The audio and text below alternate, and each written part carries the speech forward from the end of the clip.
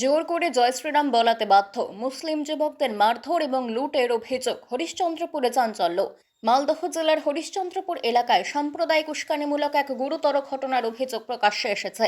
অভিযোগ অনুযায়ী 25শে জানুয়ারি গভীর রাতে প্রায় 11:30 নাগাদে শেরশাবাদিয়া কয়েকজন মুসলিম যুবক হরিশ্চন্দ্রপুর স্টেশন থেকে বাড়ির উদ্দেশ্যে যাচ্ছিলেন।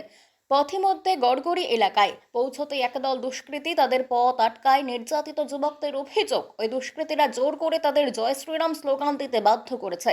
এতে আপত্তি জানাতে শুরু হয় নির্মম মারধর। হামলায় গুরুতর জখম মাসুদুর রহমান, ইব্রাহিম আলী, শহীদ আনোয়ার এবং মুজাহিদুল ইসলাম। অভিযোগে আরও বলা হয়েছে, হামলাকারীরা লাথি, ঘুষি, কিল, চড় মেরেছে তাদের উপর। এমনকি যুবকদের গাড়ির কাচ ভেঙে দেওয়া হয়েছে। শুধু তাই নয়, মোবাইল ফোন, ব্যাগে থাকা 75,000 টাকা নগদে ছিনিয়ে নেওয়া হয়েছে।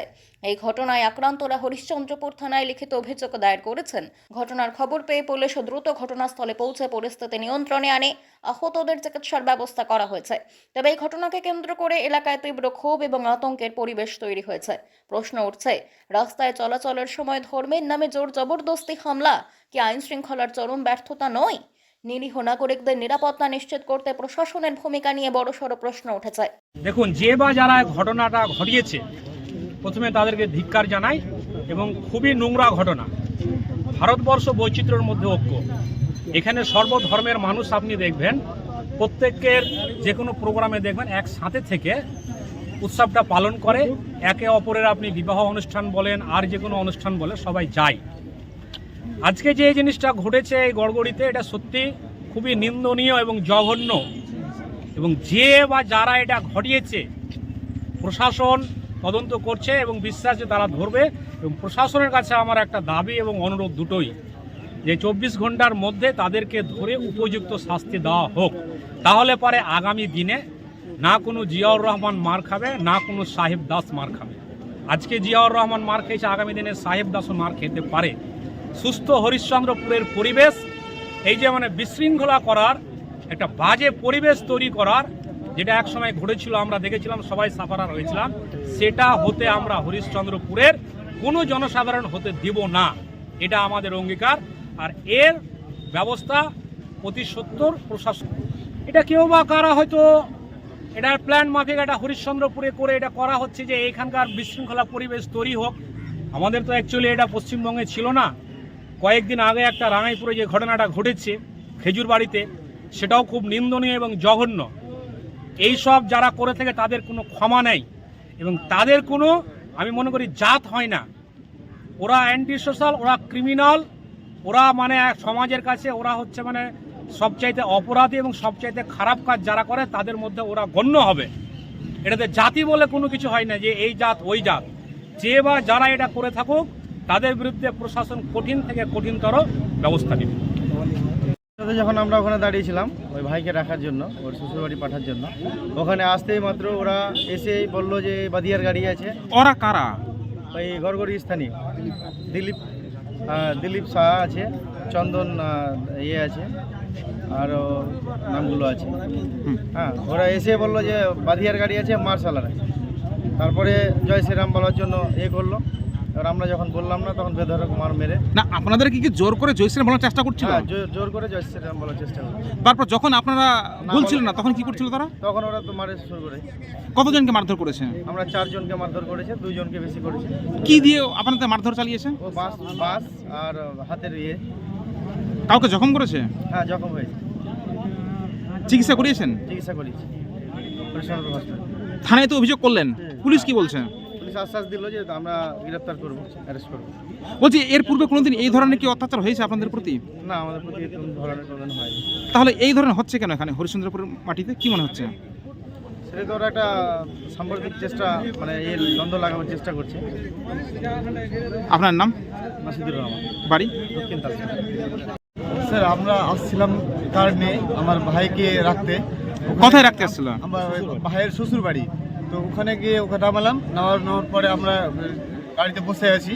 গাড়িতে বসে থাকাকালীন আমাদেরকে 3 জন মিলে আসে, চারিদিক গাড়ির পিছন ঘুরে এবং আমাদেরকে অ্যাটাক করে।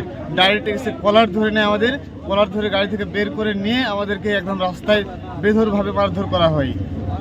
তারপর স্যার আমাদেরকে বলা হয় যে তোরা বাঁধিয়া আছি, তোদেরকে মারবো, এখন তোদেরকে আরও কয়েকজনকে মেরে আসলাম, আমি এখন তোমাদেরকে মারবো। তারপর আমাদেরকে জয় শ্রীরাম বলাচ্ছে, জোর করে বলছে জয় শ্রীরাম বলো, নাহলে তোমাদেরকে আমি মেরে ফেলবো, এখানে মেরে ফেলে দেবো। কয়েকজনকে মেরে আসলাম, তোমাদেরকে মেরে ফেলে দেবো। তো আমার জোর করে জয় শ্রীরাম বলাচ্ছে স্যার, না বলার কারণে 3 জন ছিল ওরা। তারপরে আমাদেরকে মেরে মারধর করার পরে তারপরে আবার ওরা 7-8 জন চলে এসছে, প্রায় ওরা 15 জন চলে এসছে। 15 জনকে মধ্যে আমাদের 3 জন ছিলাম, 3 জনকে আমাদেরকে মেরে একদম জখম করে দিয়েছে স্যার।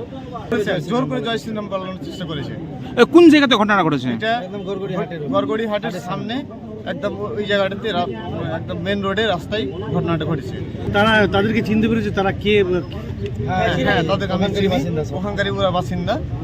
কথাকার বাসিন্দা? কথাকার ওই থানা গড়গড়ি হাটের কাছে ওখানে। আপনার নাম কি? আমার নাম হচ্ছে ইব্রাহিম আলী, বাড়ি আপনার? বাড়ি দক্ষিণ দলসুর। শোনেন, এটা হচ্ছে হরিশ্চন্দ্রপুর শান্ত শৃঙ্খলা জায়গা।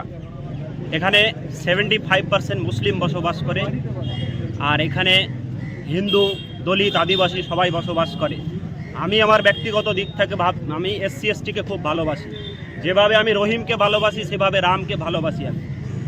কিন্তু এই হরিশ্চন্দ্রপুর শান্ত শৃঙ্খলা জায়গায় যেভাবে রহিমকে মারা হয়েছে, রাম যেভাবে রহিমকে মেরেছে, এটা শান্ত শৃঙ্খলা জায়গা নয়। এবং এই স্বাধীনতার এই আমলে, এই স্বাধীন দেশে যেভাবে অস্বাধীন কাজ হচ্ছে, এটা হচ্ছে একটা যে আরএসএসের যে লবি যেভাবে শুরু হয়েছে হরিশ্চন্দ্রপুরে, যেভাবে উত্তরপ্রদেশের মতো করে হরিশ্চন্দ্রপুরে শান্তি শৃঙ্খলা জায়গাকে বিশৃঙ্খলা করতে চেষ্টা করছে যারা তাদেরকে আমরা বার্তা দিতে চাই, রামের আর রহিমকে অত্যন্ত ভালোবাসে বলে কাউকে আল্লাহু আকবার বলে কাউকে মারা হয়নি এই হরিশ্চন্দ্রপুর এবং ভারতবর্ষের মাটিতে। কিন্তু হাজারো জায়গায় হাজারো মানুষকে, হাজারো মুসলমানকে জয় শ্রীরামের জয় শ্রীরাম বলানোর চেষ্টায় কাউকে মারা হয়েছে, কাউকে। ওরা কে বলছে কি 4 চাকা নিয়ে ওখানে দাঁড়ায় আছে, মোটামুটি না হলে 8টা-10টা ছেলে আছে, 4টা না। তো ওখানে কিনা আমরা যাচ্ছি, আমার ভাতিজা বললো এখানে কি করছো তোমরা, আমাদের বিসর্জন আছে, তোমরা কি করছো? না এমনি আমরা একটু কিনা সিগারেট খাবো, দাঁড়ায় আছি। বলে তোমার বাড়ি কোথায়? বলছে না। বলছে আমরা বললাম কত কোথায় মানুষ এখানে দাঁড়ায়, কি করছো তোমরা? 12টা রাত হচ্ছে, এখন কি করছো তুমি? আমি সঙ্গে আছি। ও বলছে কি না এমনি আমরা দাঁড়াই আছি। এই পড়াশোনা করতে করতে কিনা একটা ছেলে ছিল, ওর সঙ্গে কথা বলতে বলতে আমার ভাতিজারা, ওর দিকের ছেলেটা ওকে হাত ছেড়ে দিয়েছে আমার ভাতিজার উপরে। তখন আমার ভাতিজা লেখে ঘুষাপাট করেছে। হ্যাঁ, কিন্তু ওরা যেটা বলছে যে নাকি জোর করে ওদের গাড়ি আটকানো হয়েছে। না, এটা মিথ্যা কথা। আমি মেয়ে ছেলে ওখানে আছি, আটকানো যায় না, ওখানে দাঁড়াই চলে এসে ওরা। আমরা বাড়ি যাচ্ছিলাম, আমার বৌমা আছে ওখানে, আমি ছেলেকে পৌঁছাতে যাচ্ছিলাম, ভাতিজাকে পৌঁছাতে যাচ্ছিলাম।